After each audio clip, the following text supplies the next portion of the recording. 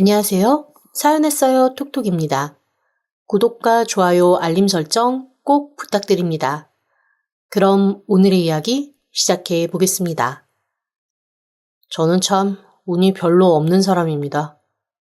보통 사람들이 자기 자신을 얘기할 때 나는 운이 좋아, 나는 항상 하는 일마다 다 잘 돼 라고 얘기하는 사람이 있고, 어떤 사람들은 나는 근한 뽑기조차 한번 되지 않더라 라고 얘기를 하면서 운이 없다라고 하잖아요. 그런데 저는 그렇게 운이 없는 걸 넘어서서 진짜로 재수가 없는 사람입니다. 왜냐하면 엄마가 저를 품고 낳았을 때부터 저한테 끝없이 재수 없는 놈이라고 주문을 걸어 태어난 아이니까요. 저는 엄마가 원치 않는 아이였습니다. 끊임없이 바람피고 도박하고 못된 짓이란 못된 짓은 종류별로 골라가면서 다 했던 아버지가 비명 행사하기 전 유일하게 남긴 흔적이거든요. 평생 결혼이라고 할 것도 없이 거의 납치되다시피 끌려와서 숨지기며 살던 2년.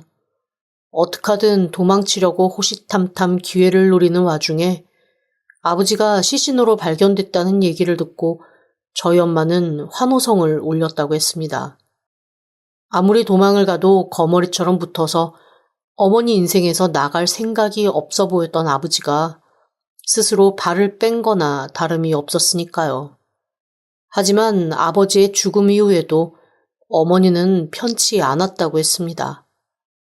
아버지가 남겨놓은 빚과 아버지가 벌려놓은 일들에 관련된 사람들이 그 책임을 어머니에게 물으며 찾아와 괴롭히기 시작했거든요. 거기에 시달려서 계속 그렇게 구역질이 나고 픽픽 쓰러질 것처럼 힘든 줄 알았대요.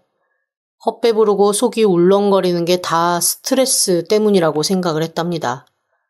그래서 어느 날 동네 할머니가 안쓰럽다는 듯이 쭈쭈 혀를 차며 애 아빠도 세상을 떠났는데 그렇게 혼자 뱃속에 키우려면 얼마나 힘드냐고 하는 얘기에 그제야 아차 싶어 검사했을 때는 이미 산딸이 거의 다 다가온 상태였다고 하더라고요. 1달 반 동안 이 아이를 죽이지도 살리지도 못하는 그 마음에 가슴을 쥐어뜯은 엄마의 원망과 함께 제가 태어났습니다. 돌아가신 엄마가 살아생전 저만 보면 하셨던 말이 이거였어요. 태생부터 재수 없는 너만 아니었어도 내가 진즉에 이 지긋지긋한 김간애랑 인연을 확 끊었을 텐데 어떻게 태어나가지고 나를 이렇게 끝까지 괴롭히는지 모르겠다. 어렸을 때는 너무나 그 얘기를 많이 듣고 그게 당연해서 그냥 그러려니 넘기곤 했습니다. 그런데 보통 엄마가 자식한테 그런 얘기를 하면 주변에서 한번 말리기라도 하잖아요. 그런데 제 주변에서는 단 한 명도 저희 엄마를 말리는 사람이 없더라고요. 의문을 가진 건 사춘기 때였습니다.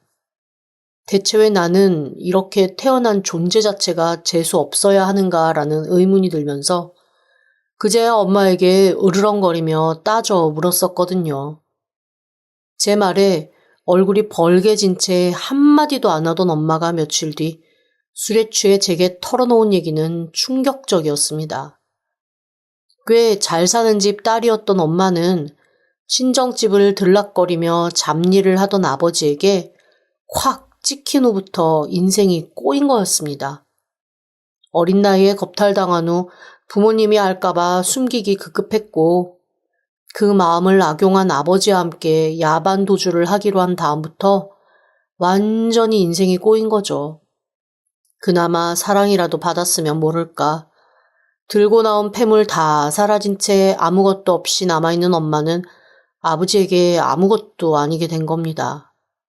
그때부터 아버지의 구박이 시작되었고 어머니는 망가진 몸과 마음으로 집에 돌아가지도 못하고 그렇게 인생을 구긴 채 살았던 겁니다. 그나마 아버지가 세상을 떠난 후 다시 집으로 돌아갈 희망을 가졌지만 저 때문에 다시 주저앉고 만 거였죠. 저는 아버지에 대한 얘기를 듣고 한숨 푹 쉬며 그때부터 제 인생을 약간 자포자기하듯 살기 시작했습니다.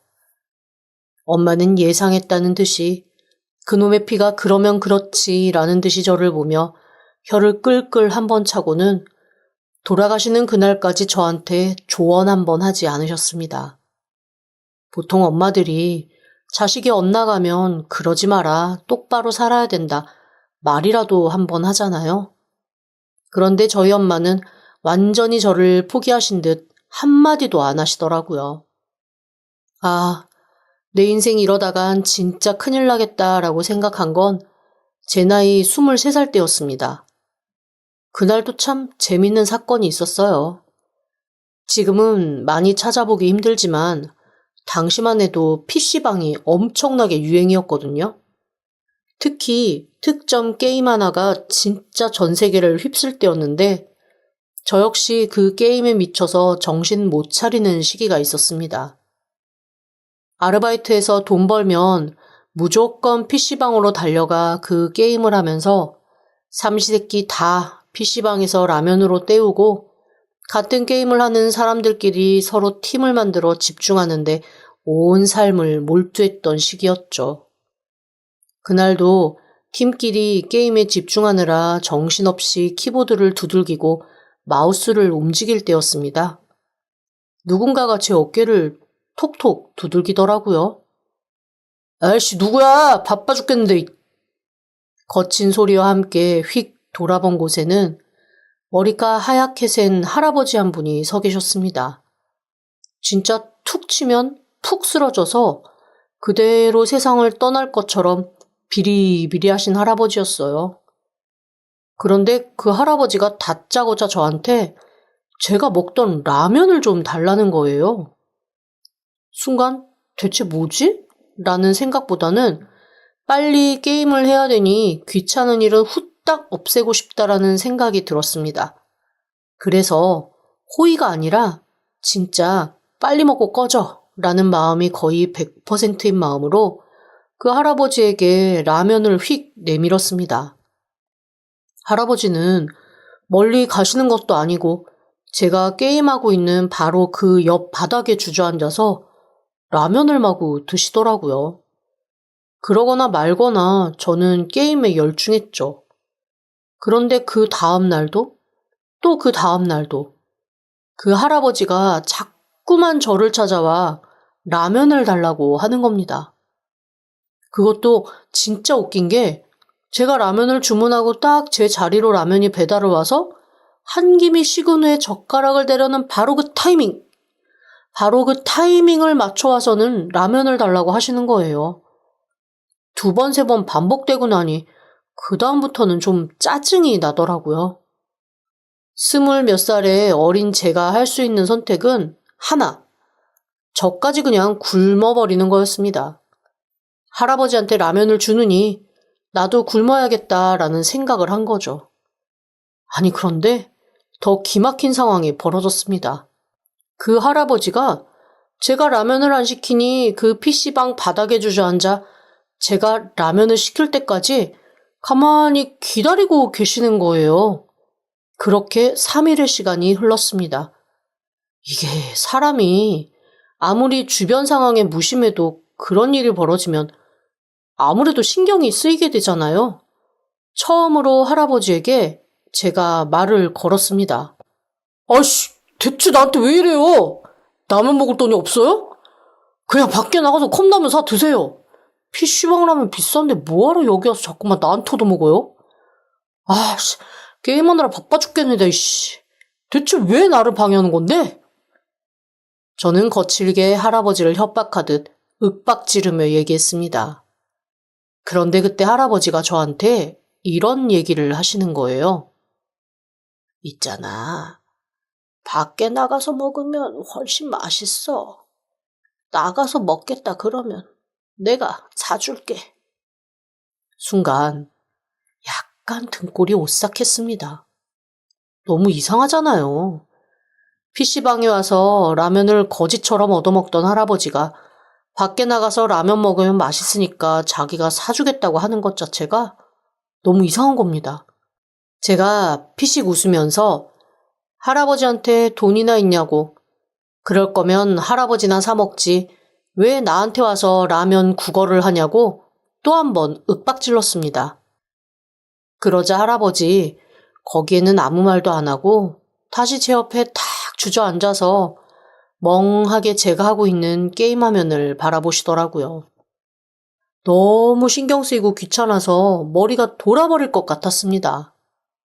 엄마 돌아가신 지 6개월, 이제서야 나한테 아무도 재수 없다라는 말조차 안 하는 자유의 시간을 만끽하고 있는데 갑자기 어디선가 이상한 노인네가 나타나 저를 괴롭히고 있으니 이거 정말 미치고 팔짝 뛰겠더라고요.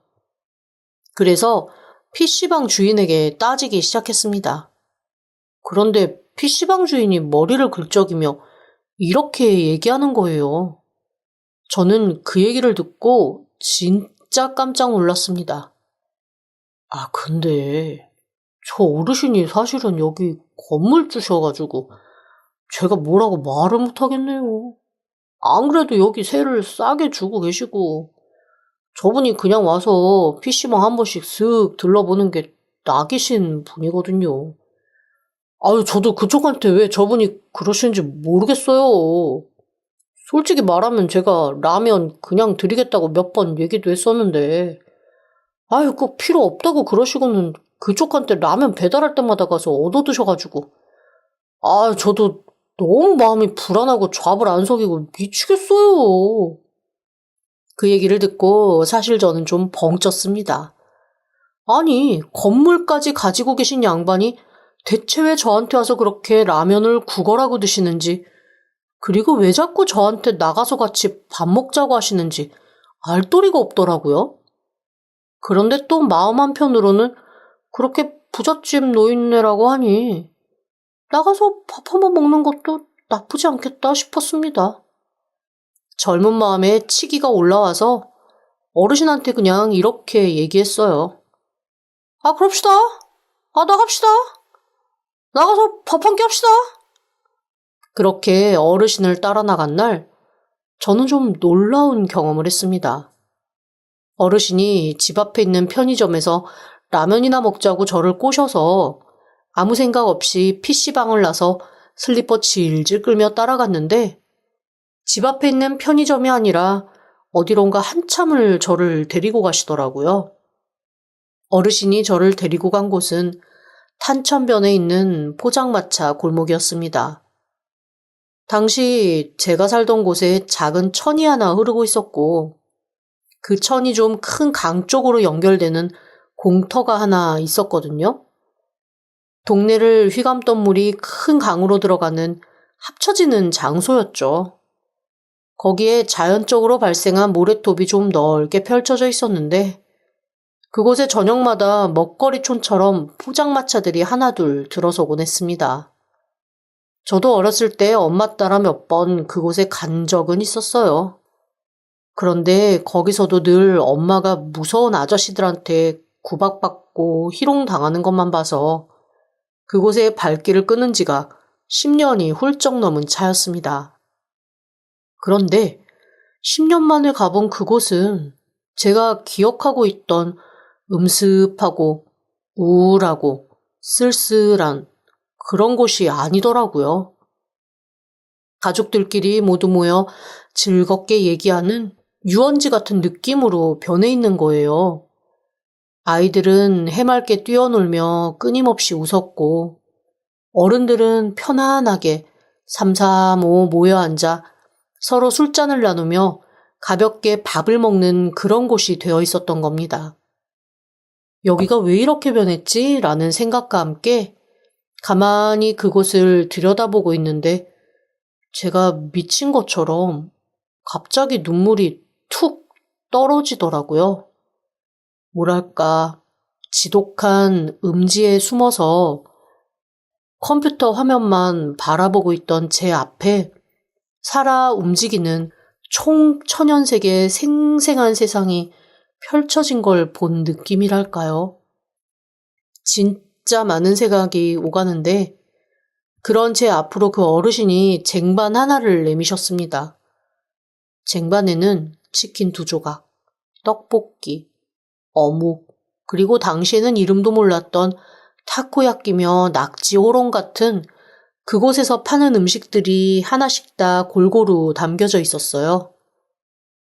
그리고 가장 맛있었던 건 어묵이 송송 썰어져서 들어간 잔치국수였습니다. 쟁반을 받아들고 저는 한 번도 태어나서 밥을 먹지 않은 사람인 것이냐 허겁지겁 그 음식들을 먹기 시작했습니다. 사실 PC방에서 게임만 할 때는 하루에 라면 하나 혹은 이틀에 라면 하나 정도 먹어도 배가 전혀 고프질 않았거든요. 그런데 유원지에서는 마치 걸신이 들린 것처럼 먹으면서도 계속 배가 고픈 느낌이 드는 거예요. 진짜 허겁지겁 먹었습니다. 그리고 다 먹고 나서 고개를 들었는데 그 어르신은 어디로 사라졌는지 간 곳이 없더라고요. 마치 그 PC방에서 저를 꺼내기 위해 잠깐 이 세상에 왔던 것처럼 그날 이후 그 어르신은 제 눈앞에 보이지 않았습니다. 어쩌면 PC방에는 몇 번 또 왔다 갔다 하셨을 수도 있어요. 하지만 제가 그날 이후 PC방을 끊었거든요. 그리고 더 이상 지하가 아닌 지상에서 제 일을 찾아 열심히 살기 시작했습니다. 하지만 세상 참 녹록지 않더라고요. 아니, 세상은 그래도 살만한 곳이었을지 몰라도 제가 재수가 없는 놈이라 하는 일마다 뭐가 잘 안 되는 듯 했습니다. 기껏 어디선가 돈 300이라도 모아 작은 가게라도 하나 할라치면 제가 잡은 아이템이 유행이 지나버리거나 아니면 사건 사고가 터져서 그 아이템 자체가 매장되는 일이 종종 발생했고 제가 취직을 하면 그 회사는 꼭 3, 4개월 안에 망하더라고요. 오죽하면 제가 스스로 나는 파괴의 왕인가 보다라는 생각을 할 정도로 제가 몸 닿는 곳마다 다 망하고 실패를 하기 시작했습니다. 점점 더 좌절을 하게 되면서 저는 다시 지상에서 지하로 기어 들어가는 느낌을 받았어요. 눈앞에 있는 것들이 다 실패로 돌아가니 그냥 자꾸만 인터넷 세상으로 또 도피하고 싶어지더라고요. 지금 이 안으로 들어가면 나는 다시는 지상으로 나올 수 없을 거라는 불안감과 함께 에라 모르겠다 하는 마음까지 정말 많은 것이 휘감을 때쯤 저는 완전히 망하고 말았습니다. 더 이상 버틸 힘도 없어서 결국에는 신용회복을 신청하고 어떻게 하든 한번 살아볼까라는 마지막 희망의 끈을 가지고 조금이라도 돈을 벌 수 있는 곳을 찾기 시작했습니다. 그렇게 찾은 곳이 어묵 공장이었어요. 좌절하는 마음을 안고 어묵 공장에 딱 들어갔는데 첫날 갑자기 저를 처음으로 지상으로 꺼내주었던 그 어묵이 들어간 잔치국수 생각이 확 나더라고요. 생각해보니 그날 이후로 제가 잔치국수를 먹어본 기억이 없는 거예요. 그렇게 제 인생의 터닝 포인트를 한번 만들어준 맛있는 국수였는데 그거를 새까맣게 잊고 있었다는 것 자체가 너무 신기했고 공장에 들어오자마자 나는 그 냄새에 그날의 어묵국수가 떠올랐다는 것도 너무 신기했습니다. 그래, 다시 한번 잘 살아보자. 내가 아무리 재수없는 놈이라지만 이렇게 몇백 명 일하는 공장까지 망하게 하겠냐? 라는 마음으로 충실히 제 일을 하기 시작했습니다. 처음에는 기술이 없어서 다 포장된 어묵을 꼬치에 꿰는 일을 했어요. 그런데 옆에 저보다 나이가 조금 더 있으신 언뜻 보면 삼촌? 아니면 아버지 나이뻘 정도 되는 어르신이 앉아서 계속 작업을 하셨거든요.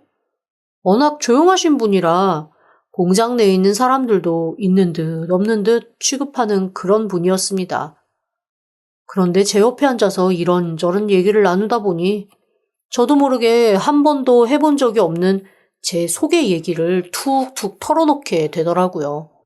처음에는 어쩜 그런 인생이 있냐며 깜짝 놀라셨던 그분이 할아버지 얘기를 들을 때는 참 귀인이라며 고개를 끄덕였고 그 다음에는 제가 하는 얘기를 아무런 토달지 않고 그냥 가만히 듣고만 계셨습니다. 그러다가 어느 날 저한테 뜬금없는 얘기를 하나 하시더라고요. 저기 산 넘어가면 작은 땅이 하나 있는데 거기 땅을 꾸준히 파면 대박이 날 거야. 처음에는 뭐야, 이 사람 미쳤어? 라는 생각이었습니다. 왜냐하면 공장 내에서도 약간 따돌림까지는 아니지만 그분이 하는 얘기를 아무도 귀담아 듣지 않고 좀 특이한 사람이다라고 생각하며 사람들이 상대 안 하는 거 제가 알고 있었거든요. 그런 분이 갑자기 저한테 그 얘기를 하니 사람들 말대로 약간 정상은 아니신가 보다라는 생각을 할 수밖에 없었죠. 그런데 계속 그 얘기를 지속적으로 하시는 겁니다. 그래서 어느 날은 공장 3교대 업무가 끝나고 아침 일찍 공장에서 나오는 날 그분이 얘기한 그 땅으로 한번 가봤습니다. 그런데 정말 버려진 땅, 그 이상도 이하도 아니더라고요. 너무 어이가 없어서 대체 여기 땅을 파면 뭐가 좋다는 거야? 라며 둘러보고 있는데 그분이 어디선가 쓱 나타나 제 옆에 서서 이렇게 말씀하셨습니다. 왜? 한번 해보고 싶어? 왜 내 땅이야? 그런데 나는 이제 늙고 힘이 없어서 이 땅을 더 이상 돌보지 못해. 자네가 한번 읽어볼 테야? 그런데 참 이상하죠? 순간 이런 생각이 들더라고요. 어두운 PC방에서 저를 나오게 해준 것도 어묵국수였고 그 깜깜한 공장에서 어쨌거나 저를 밝은 햇빛 아래로 내놓는 것도 어묵과 관련이 있으니 이번에도 그래볼까 하는 생각이 들더라고요. 비록 옴팡지게 재수없는 나지만 그래도 한 번 더 행운이라는 것을 믿어볼까라는 허망하고 어이없는 생각이요. 뭐 어디 딱히 갈 데도 없고 공장 한편에 있는 기숙사 같은 곳에서 간신히 잠이나 자는 신세인데 여기에 작은 컨테이너 하우스 하나 놓고 햇빛 보며 살고 싶다는 생각이 문득 올라왔습니다. 그래서 치기 어린 마음으로 그러겠노라 얘기했죠. 그분은 씩 웃으면서 땅 한편에 있는 컨테이너 하우스를 가리키면서 대충 치어서 한번 살아보라고 하시고는 그 컨테이너 하우스 열쇠를 진짜 덥석 주시더라고요.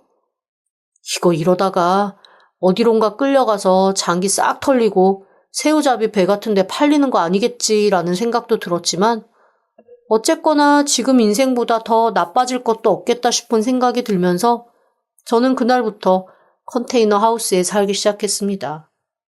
그런데 그늘 하나 없는 땡볕, 숲풀이 무성해서 벌레가 가득한 그곳에 덜렁 놓여진 컨테이너 하우스에서 살라니 뭔가를 안 하고는 못 베기긴 하겠더라고요.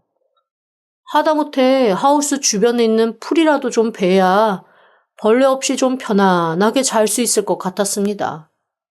그러다 보니 저는 매일매일 땀을 흘리며 일을 하게 되었어요. 오히려 공장 일보다 훨씬 더 열심히 그 주변을 정리하기 시작했습니다. 며칠에 걸쳐 풀을 베고 또 며칠에 걸쳐 돌을 골랐습니다. 그렇게 하나하나 정리를 하다 보니 풀과 나무, 돌과 덩굴에 가려져서 보이지 않았던 땅의 모양새가 조금씩 눈에 들어오기 시작하더라고요. 분명 집터였음이 분명했을 흔적이 보였습니다. 폐자재가 쌓여있는 곳인 줄 알았는데 알고 보니 거기가 집이 있던 자리더라고요. 석가래, 모퉁이돌 같은 것들이 풀에 가려져서 무너진 폐자재처럼 보였던 겁니다. 조금씩 조금씩 공부를 해가며 그 집을 보수하기 시작했습니다. 그래도 나름 수도시설, 전기시설 다 되어 있는 곳이어서 제가 조금씩 보수하니 얼추 집다운 꼴이 갖춰지더라고요. 중간중간 그 어르신이 공짜로 이 공간을 정리할 인력을 찾으신 게 아닐까. 깨끗하게 다 정리해두면 와서 나가라고 하시지 않을까 하는 걱정도 들었지만 그래도 할 수 없다고 생각했습니다. 그저 제가 이렇게 뭔가에 몰두할 수 있게 해준 것만으로도 감사하다는 생각을 하기로 했거든요. 그런데 어느 날 그 집을 가꾸면서 집의 안방이었을 것 같은 자리를 파기 시작했을 때 저는 진짜 놀라운 것을 발견했습니다. 땅속에서 엄청난 금붙이들이 나온 거예요. 처음 그 금붙이들을 발견하고 너무 놀라 그 자리에 주저앉았습니다.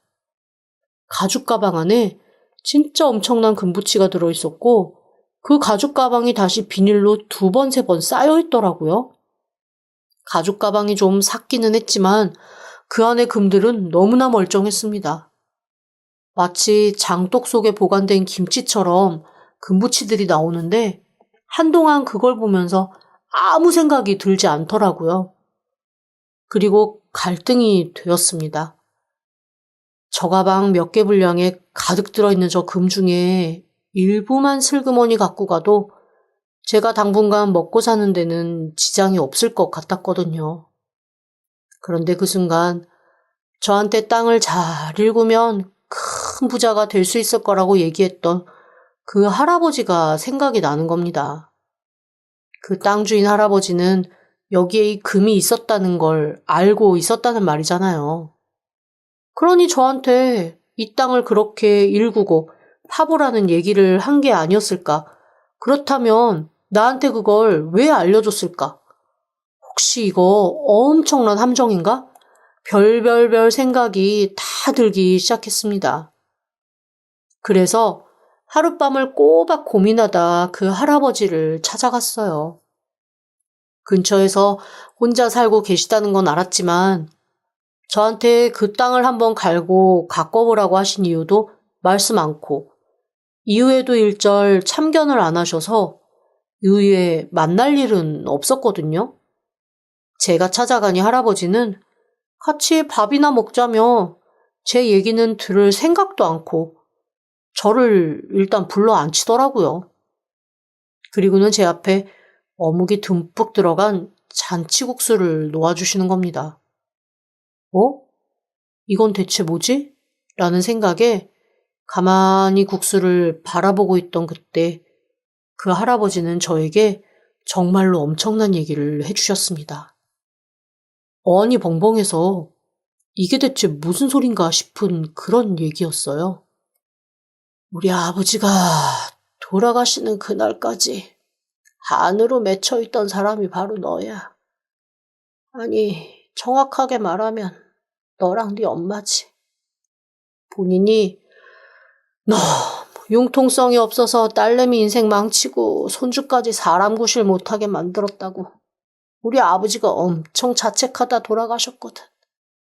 그나마 암 선고 받으시고 시한부 사시면서 너 찾아내서 그놈의 PC방 밖으로까지 꺼냈지만 그 이후의 인생은 살피지 못했다고 끝까지 네 생각하다 돌아가셨다. 순간 머리가 멍해졌습니다. 대체 이 사람이 무슨 얘기를 하나 싶었죠. 제 표정을 보고 그 어르신은 제 손을 꼭 잡고 이렇게 말씀하셨습니다. 내가 네 삼촌이다. 그리고 네 엄마가 내 하나뿐인 누나였어. 나이 차이 많이 나는 누님이라 나를 엄마처럼 보듬고 키웠는데 누님이 그렇게 괴롭게 사는 것도 모르고 내가 챙기질 못했다. 그 금붙이들은 다 네 할아버지가 네 엄마 앞으로 남겨놓았던 것들이야.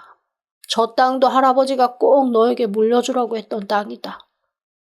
그런데 네가 정신 차리지 않은 상태에서 저 돈이며 땅이며 가져가면 그게 무슨 소용이 있겠니? 혼자서 그래도 주섬주섬 땅 일구고 사람 구실하고 사는 걸 봐서 이제는 나도 안심하고 떠날 수 있겠다. 그래도 네가 참 운이 좋은 놈이야. 내가 그렇게 너를 찾아 헤맸는데 흔적 없다가 그래도 자기 발로 기어 들어온 게 내 공장이니 너도 참 그래도 뭔가 받아먹을 복은 있는 놈이었나 보다. 네, 그랬습니다. 그분은 제 삼촌이었고, 저를 PC방 밖으로 꺼내주신 분은 제 할아버지였던 거죠. 처음에 할아버지와 삼촌, 즉, 외갓집 가족들은 엄마가 정말로 눈 돌고 사랑에 빠져 남자와 도망을 갔다고 생각하셨다네요. 사랑에 미쳐 인생 던진 철없는 거 사람 취급도 안 하겠다고 모른 척 살았는데 뒤늦게 엄마가 아빠에게 거의 납치되다시피 끌려가 억지로 살았다는 걸 알고 땅을 치셨답니다. 그제야 엄마를 찾았지만 이미 엄마는 중병으로 쓰러져 돌아가신 후였고 저는 PC방에서 허망하게 시간을 보내고 있었던 거죠. 할아버지는 들어오셨대요. 왜 엄마를 그렇게 죽게 만들었냐고 제가 달겨들기라도 하면 어쩌나. 그 원망을 어떻게 견뎌야 하나 무서워 그렇게 제 옆에서 라면만 드셨던 겁니다. 하지만 이미 그때 할아버지의 몸에는 나쁜 종양들이 가득했고 제가 정신 차리고 얼마 되지 않아 할아버지도 돌아가신 거였습니다. 결혼도 않고 혼자 살고 있던 삼촌에게 모든 것을 다 맡기고 말입니다. 그날부터 삼촌도 저를 찾으셨대요. 하지만 제 흔적을 간신히 찾으면 또 없어지고 또 사라지고 했다네요. 한참 제가 이 일 저 일 하면서 여기저기 떠돌 때 얘기인 듯 했어요. 자신의 사업을 미뤄두고 저만 찾을 수는 없으니 마음에 부담을 가진 채 세월이 흘렀고 그러다 제가 제 발로 삼촌의 공장으로 찾아갔던 거였습니다. 제가 어묵국수에서 비슷한 느낌을 받았던 것도 영 틀린 건 아니었더라고요. 할아버지가 그 공터에서 사주신 어묵국수의 어묵이 삼촌네 공장에서 만든 것이었다네요. 여튼 저는 그렇게 외갓집에서 땅과 금부치를 물려받고 순식간에 수백억 부자가 되었습니다. 하지만 그 돈에 대한 책임을 다질 자신이 없어서 삼촌을 통해 장학재단을 만들고 그 장학재단을 운영하는 것으로 제 이후 삶을 살기로 했습니다. 보육원에서 자라다가 성인이 되어 사회로 나온 보호종료 아동들을 집중적으로 후원하고 도와주는 일을 해보려고요. 분명 태생은 재수없는 아이였지만 혹여 저처럼 본인이 재수 없다고 생각하는 아이들에게만은 희망이고 싶으니까요. 지금까지 들어주셔서 감사합니다. 구독과 좋아요, 알림 설정은 사연했어요 톡톡에게 큰 힘이 됩니다. 지금 바로 구독 부탁드립니다. 그럼 다음 사연으로 또 찾아오겠습니다. 감사합니다.